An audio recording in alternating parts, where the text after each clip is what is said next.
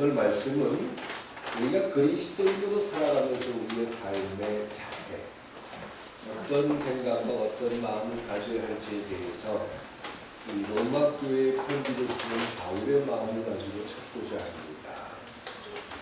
우리는 예수 그리스도의 희생을 통해서 하나님의 자녀가 되는 권세를 얻게 됐고 이 땅 가운데 그리스도인이라는 이름을 듣고 살아갑니다. 근데 구원이라는 것은 단순히 영적 구원만을 이야기하는 게 아니라는 겁니다. 그러니까 예수를 믿고 하나님의 자녀가 됐습니다. 천국 백성이 됩니다. 이 고백은 이 세상에 어떤 모습으로 살든 우리는 죽으면 천국 갑니다. 천국 백성이 됩니다. 이것만을 바라보고 사는 게 아니라 영적인 행사, 영적인 일들에만 집중될 수 없는 것이죠.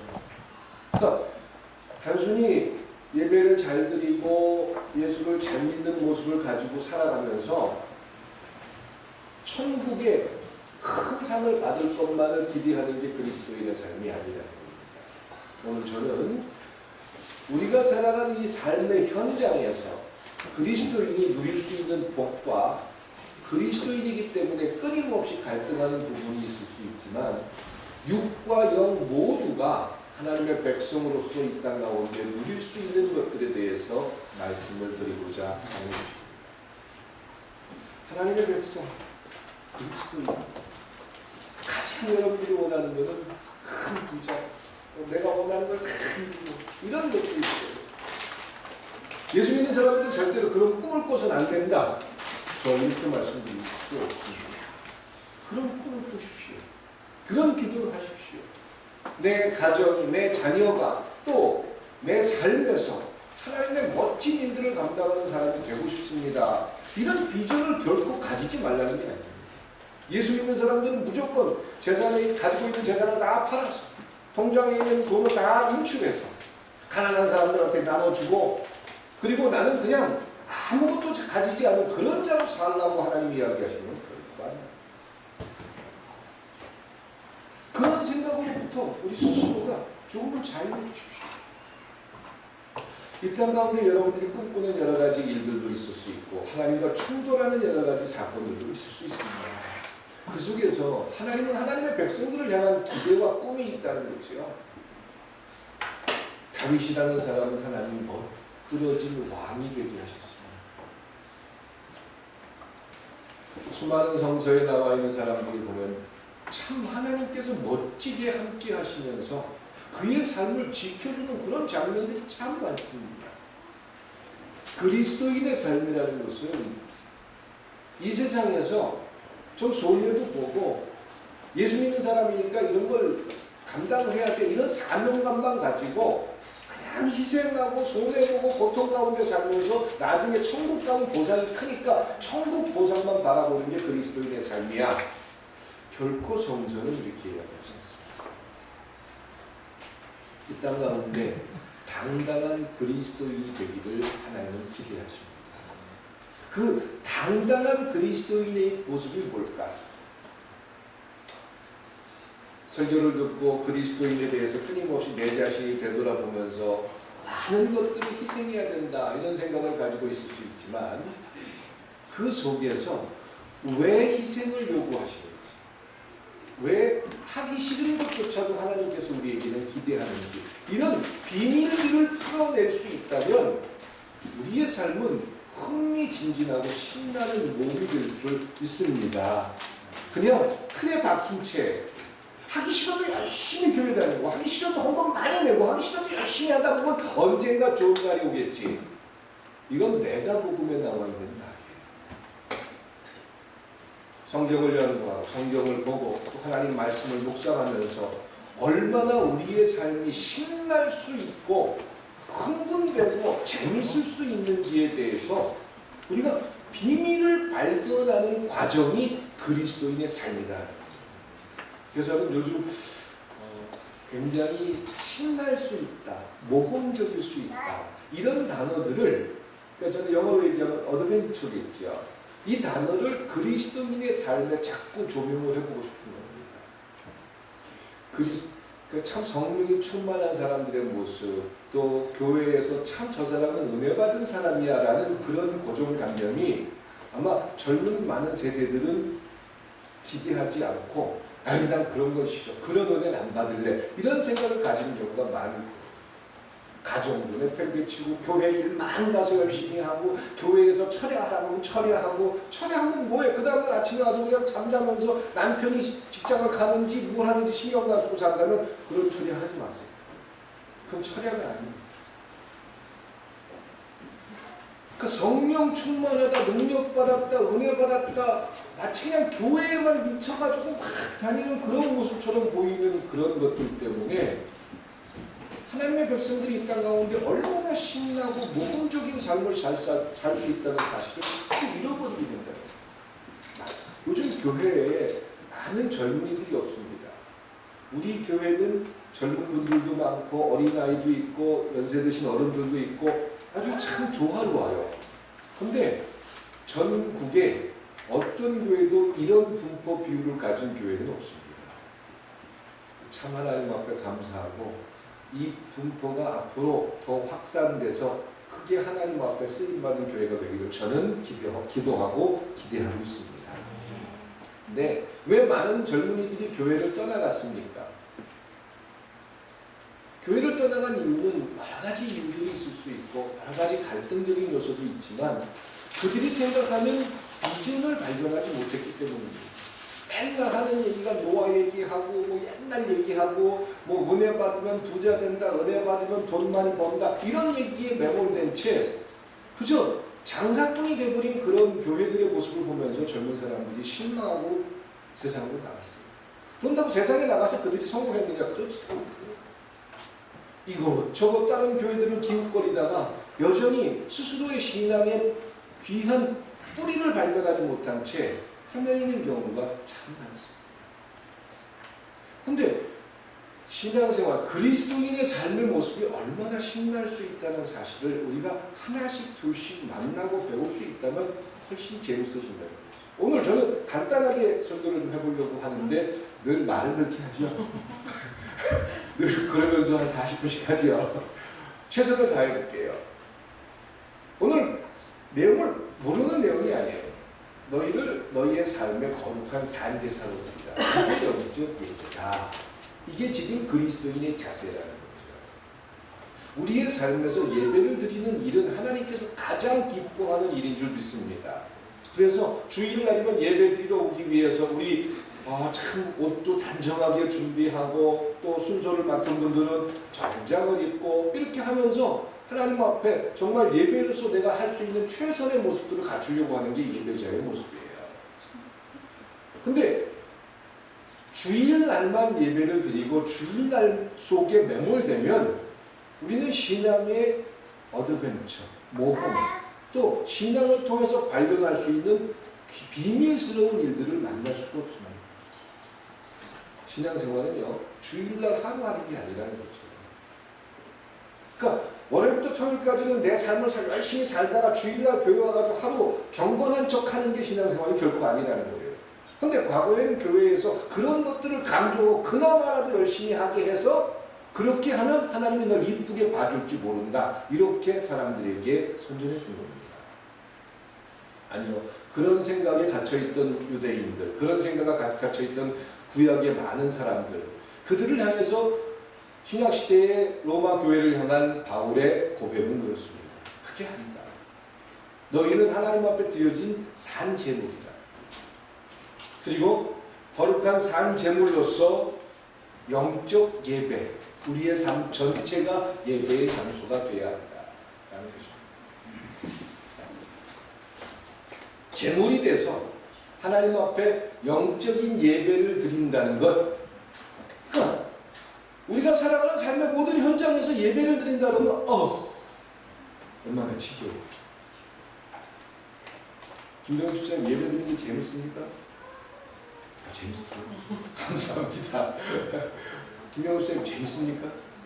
그때그때 달라요. 그때그때 달라요. 그럼 오늘 저를 따라서 저녁 때는 이제 그 개천 예배 가고 이번 주간에 제가 예배 한 10개는 인도해야 돼요. 다 따라다녀요.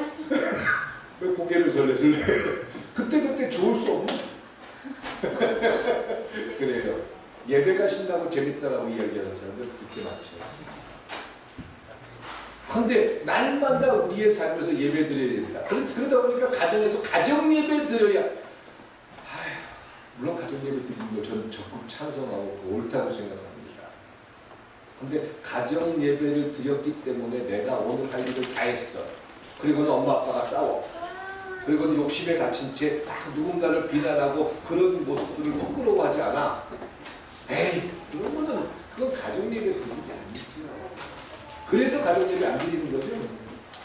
그럴까 봐. 또 그래서도 안 됩니다. 그러니까 예배를 드렸기 때문에 내 행위, 그리스도인의 모습이 끝났다. 이거는 오늘 이 로마서에 나와 있는 그리스도인의 자세, 그리스도인의 모험적인 삶, 이런 것들을 다 모르는 거예요. 예배는 하나님께서 기뻐하는 행위입니다.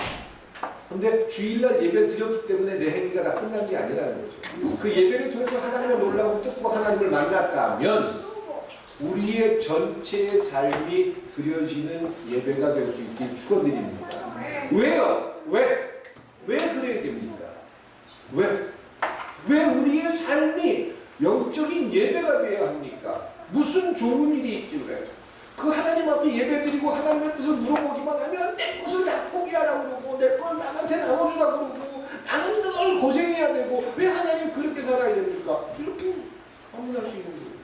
물어보세요. 하나님 앞에 요구하세요. 하나님이 원하는 대로 내가 예배하는 자로 살고 가정을 위해서. 그럼 예배하는 장소가 어디가 돼야 됩니까? 첫 번째, 영적 예배를 드리는 첫 번째 장소는 어디가 돼야 될까요?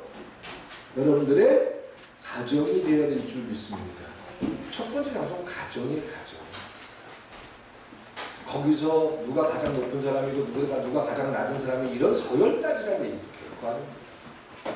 여러분들의 가정이 하나님 앞에 예배를 드리는 그런 모습 속에 제물로 드리는 장소냐. 제물이라는 말이 굉장히 화가 나요.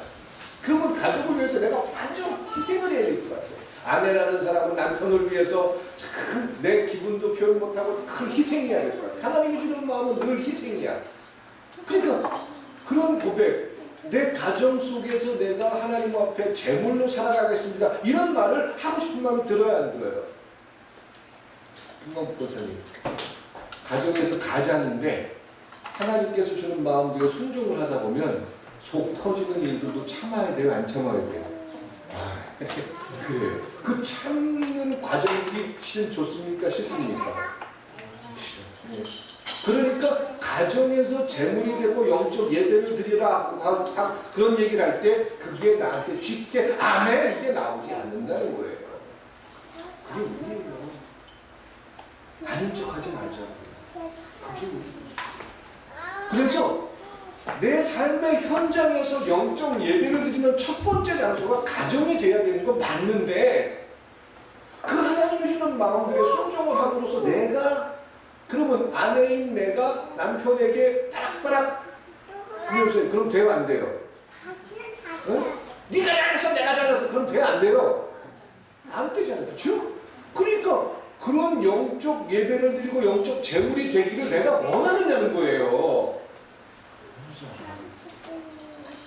그게 실은 우리의 딜레마예요. 그래서 주일날 교회 와서 예배드리고 이럴 때는 나 자신을 숨길 수 있고 내 갈등과 고민 이런 모든 문제를 숨겨둔 채 예배 잘 드리고 하나님을 사랑하는 척 이렇게 할 수는 있지만 가장 근본적인 뿌리, 가장 근본적인 장소인 내 가정에서 하나님 앞에 예배하는 자의 모습을 갖출 수 있느냐. 뭔가 좀 마음이 뜨끔뜨끔해서 하나님 기뻐하는 일들을 하려고 그러면 상대편, 남편이나 아내, 또 다른 가족들, 자녀들이 볼 때 어휴 며칠이나 할까 이런 반응들이 종종 나타납니다. 그리고 에이 너무 하나님 앞에 잘하는 척 하지 마세요.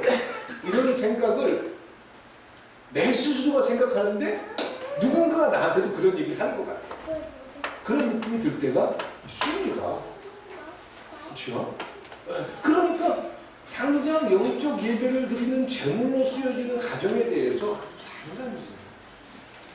아예 모르는데, 남들도 모르는, 날 모르는 그런, 모르는 데 가가지고 전도하라고 그러고 하나님 복음 전하라고 그러고 쉽겠어. 근데 내 가정에서 그게 잘 됩니까? 안 돼요. 그러다 보니까 분명히 영적 제물로 쓰여지는 장소가 가정이 돼야 되는데 자꾸 살시는 거예요. 근데 제가 오늘 왜 이런 얘기를 자꾸 드리냐면 좀 비밀스러운 얘기를 하나 해드리려고. 뭐냐면 창세기 19장 29절을 보면 누가 한번 읽어주실래요? 창세기 19장 29절 찾아가지고 읽어주세요. 오늘 개척 예배 드리는 곳에 가서 제가 설교할 내용 가운데 하나입니다.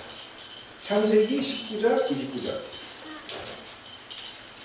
찾아서 한번 읽어봐 주셨으면 좋겠어요. 하나님이 그 지역 성을 멸하실 때 롯이 거주하는 성을 엎으실 때 하나님이 아브라함을 생각하사 롯을 엎으시는 중에서 내보내셨도다. 아멘. 무슨 말이죠? 이 내용은 아시지요? 소돔과 고모라 성이 멸망할 때 하나님은 아브라함을 제일 먼저 찾아갑니다. 아브라함을 야고보서에서 뭐라고 표현하냐면 하나님의 벗이라고 합니다. 친구. 세상에 사람이 하나님의 친구가 되는 야고보 기자는 그렇게 아브라함을 평가합니다. 그러니까 하나님께서 상의하기 위해서 소돔과 고모라 성에 멸망시키기 전에 아브라함을 찾아가요. 그럼 아브라함한테 얘기를 해요. 야, 내가 저 성이 너무 귀한 게 있으니까 멸망시키려고 한단다. 그랬더니 아브라함이 하나님 혹시 그 성에 선하고 착한 사람이 있는데 그들도 함께 멸망하시려고 그러신 겁니까? 그래? 그럴 수도 있을까? 하나님 그렇게 얘기하셨어요. 그래서 의인을 찾기 위해서 아브라함이 수고를 하면서 거기로 왔다 갔다 여러 번 합니다. 그런데 아브라함이 찾아봐도 없고 또 의로운 사람을 찾을 수가 없었습니다. 근데 아브라함이 그토록 요구한 이유는 그 성에 누가 살고 있어요? 조카인 롯이 살고 있습니다. 어떻게 조카? 하나님 앞에 얘기할 수 있잖아요. 하나님하고 친구니까 하나님 우리 조카 좀 살려주면 안 돼요? 이렇게 얘기할 수 있는데 차마 말하십니다.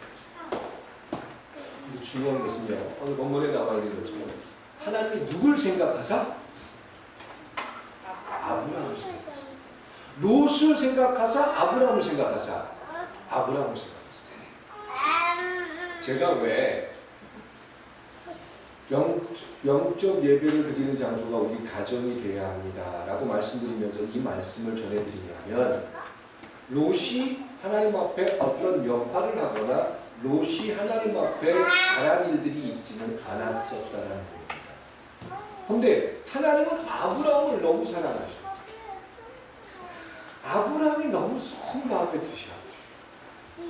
그러니까 그 아브라함 때문에 조카인 롯의 가족 전체가 멸망을 당하는 과정 속에서 구원을 받았다는 겁니다.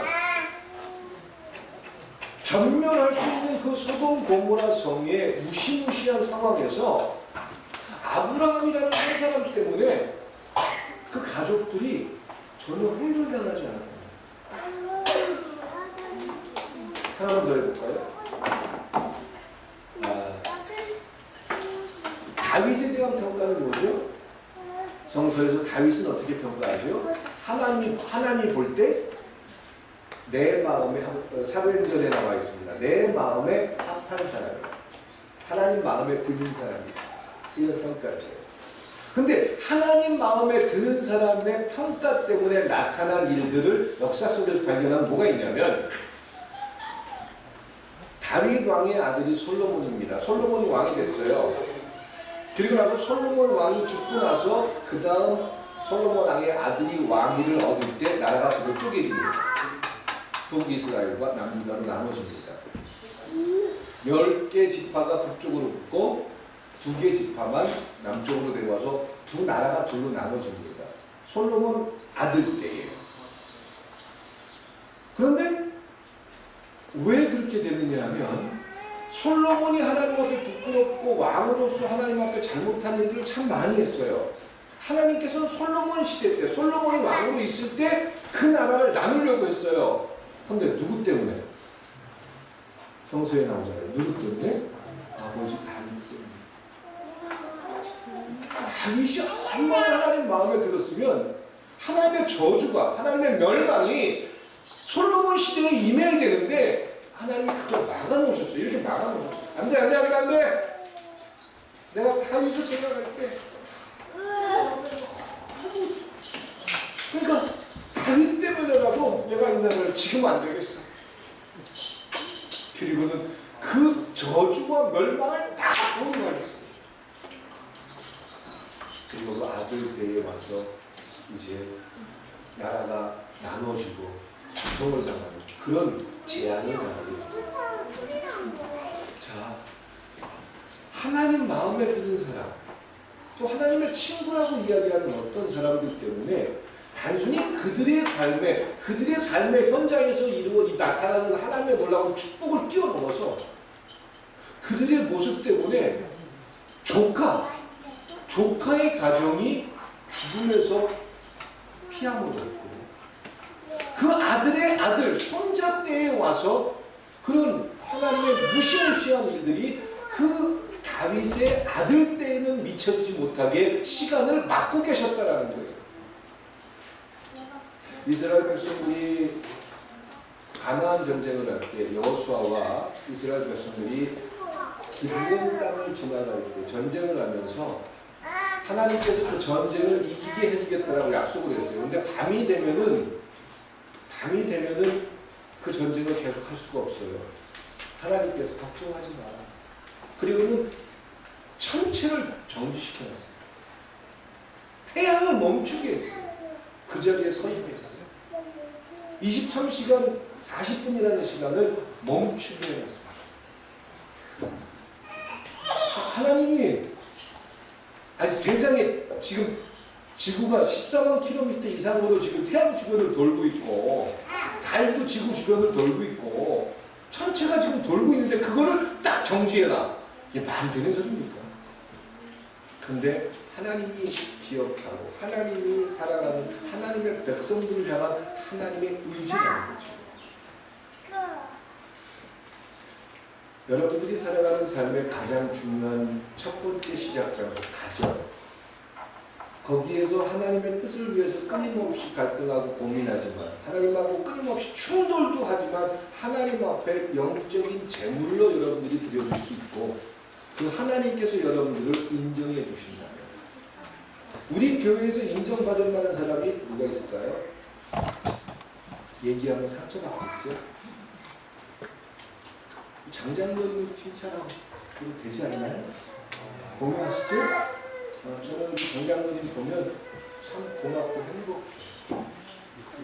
저는 일단 그렇게 평가해요. 신집사님 잘 돌보고 있어요. 딴 데 보지 말고. 그런데 하나님도 그렇게 평가할 수 있다면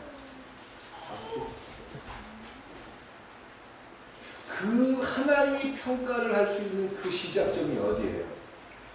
가정이 되게 할 수 있게 주님의 영광 축원드립니다. 그리고 그 하나님께서는 그 첫 번째 장소인 그곳에서 그들이 한 그 모든 모습들을 통해서 하나님의 손길이 끊임없이 영향을 끼친다는 거죠. 간섭을 하신다는 거죠. 심지어는요, 하나님께서 얼마나 적극적으로 당신이 살아가는 백성들의 삶에 간섭하는지 우리는 선수들이 너무 많이 있습니다. 그렇기 때문에 우리가 살아가면서 끊임없이 갈등하고 고민하면서 하나님, 나 이거 꼭 내가 해야 돼요? 이러면서 갈등할 수 있는 수많은 요소들, 이유들 다 있을 수 있어요. 근데 그 속에서 하나님의 비밀한 일들을 알게 되고 하나님의 손길을 경험하게 되면서 하나님을 이해하기 시작할 때 여러분들은 각자 한 사람 한 사람마다 하나님이 평가하는 어떤 점수를 줄 거라는 거지요. 그리고는 그들 때문에 단순히 그들의 삶만이 아니라 아마 여러분들의 자녀들이 복되고 멋진 놀라운 일들을 하기를 기대하시는 거예요. 그렇지 않은 부모는 없습니다. 근데 공부를 못해요. 내가 원하는 걸 안 해요. 누구 닮아서 그런 거예요? 순수에 누구 닮은 거예요? 나 닮은 거잖아. 그런데 그 나를 닮아서 참 안타까운 현장과 안타까운 모습이 있지만 부모로서 가장 마음 아픈 때가 언제죠? 내 새끼가 꼭 누구하고 똑같은 짓을 할 때. 네? 나하고 똑같은 짓을 할 때. 아이고, 저도 자식이 둘이지만 가끔 이 아이들을 보면서 제 모습을 볼 때가 있어요. 제가 젊을 때, 또 제가 늑대 때. 그럴 때, 이런 것도 어떻게 유전이 됐지? 이런 고집을 그대로 갖고 있네. 이것만큼은 좀 안 가졌으면 좋았을 텐데. 제가 부끄러워요. 그렇다고 그걸 어떻게 바꿀 수는 없는 거잖아요. 그렇죠?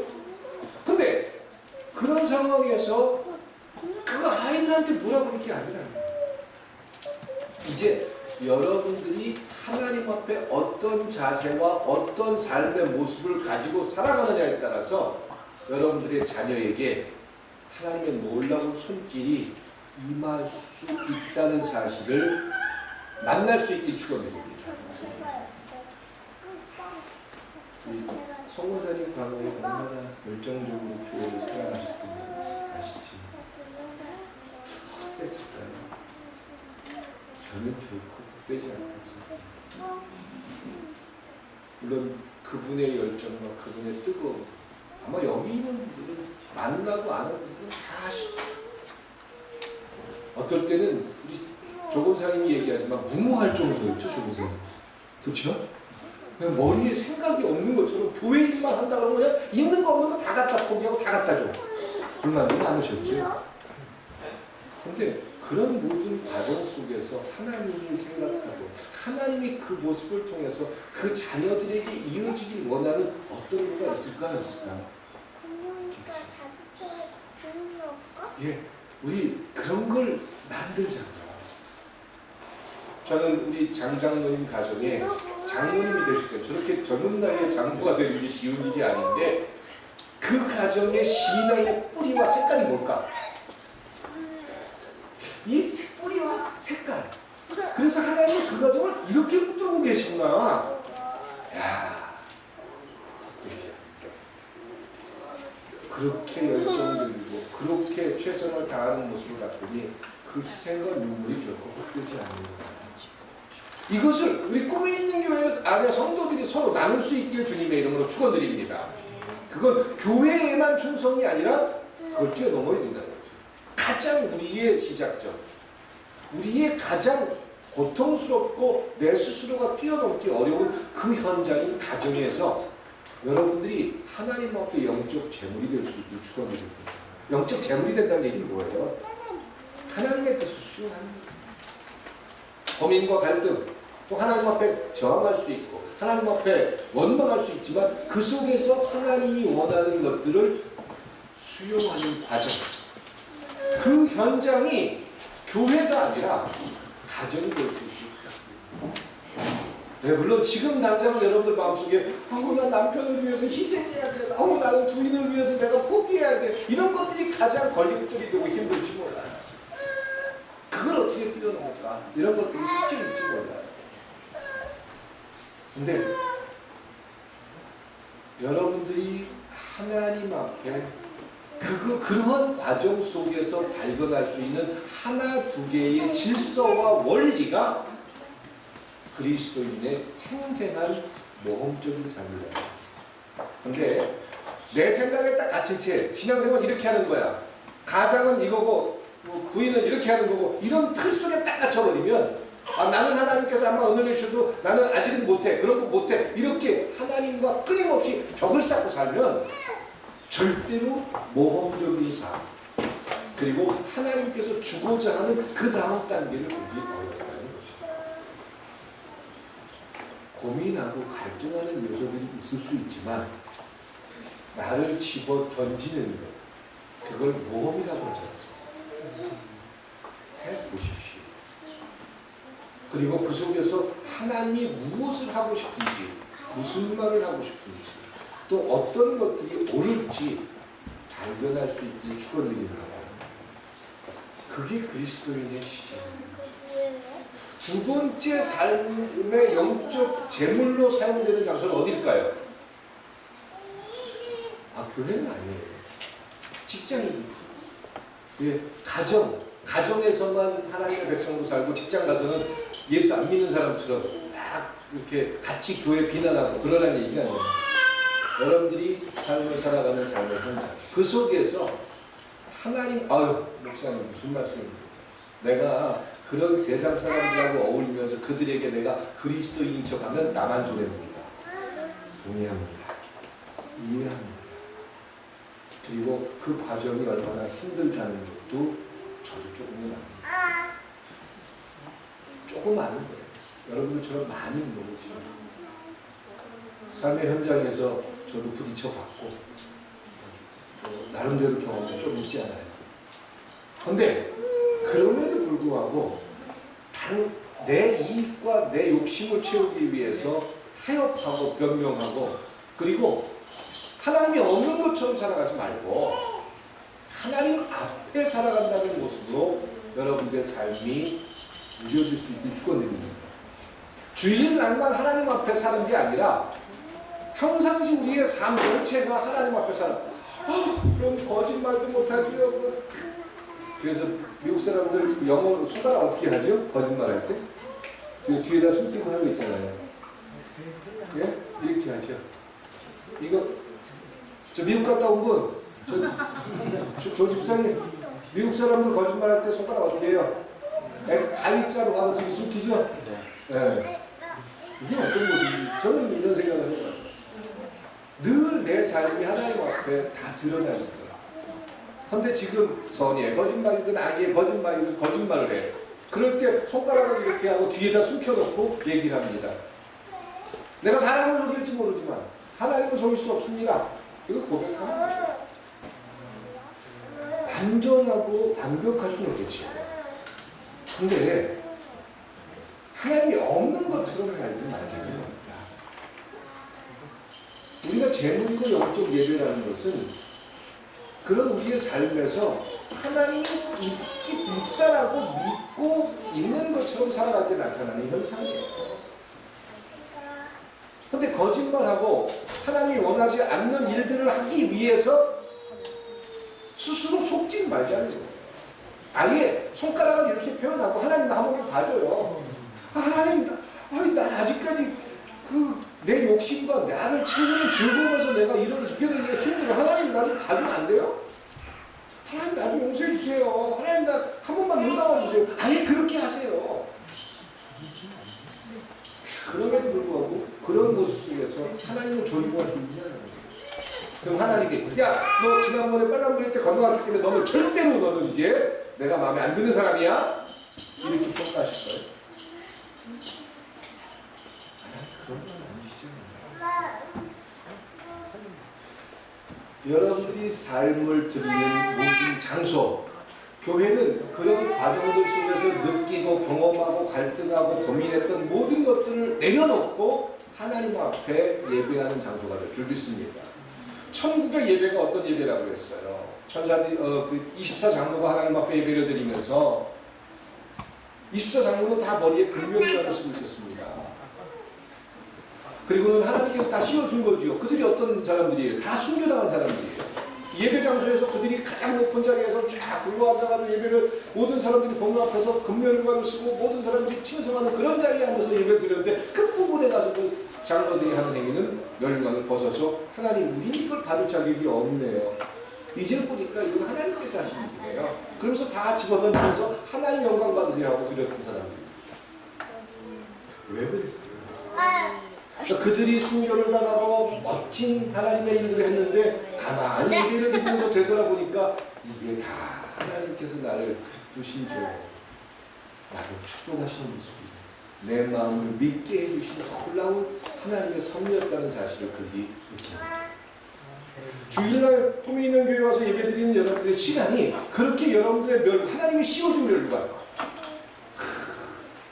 김영철 참 수고했어. 하나님 너무너무 고마워. 14년 이렇게 한 거에 대해서 나 하나님 너무 행복해. 그러면서 멸관을 확 쌓아.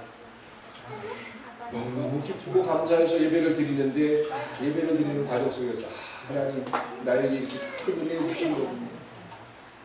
이거 하나님 받으셔야 될 것 같아요. 하나님께서 영광 그렇게 하는 게 주일날 드리는 예배예요. 그 예배가 끝나고 가정이 됐건 직장이 됐건 여러분들이 살아가는 삶의 현장 그것이 여러분들을 거룩한 산제물로 드려서 진정한 그리스도인의 모험 단순히 신앙생활 잘하다가 나중에 죽어서 천국 가는 그런 과정이 아니라 삶의 현장에서 하나님이 살아계셔서 아브라함을 향해서 너는 내 친구지 않느냐 다윗을 향해서는 내 마음에 합한 사람이다 이렇게 평가하는 그런 평가들이 여러분들 삶에서 들려지고 경험될 수 있기를 소망합니다. 당당한 그리스도인, 신나는 그리스도인의 모습. 갈등하고 고민하지만 하나님이 살아계셔서 하셨던 놀라운 일들을 찬양하는. 그래서 우리의 자녀들, 우리의 후배들이 그때 그분들이 이렇게 해놓으신 참 희생과 눈물이 되지 않네요. 우리 가정에 이런 귀한 신앙의 전통이 있네요. 이런 것들이 참 여러분들을 행복하게 만들 수 있길 주님의 이름으로 축원드립니다. 기도드리시겠습니다. 사랑과 은혜의 하나님 감사합니다. 하나님의 백성으로 살아가는 저희들이 이 땅 가운데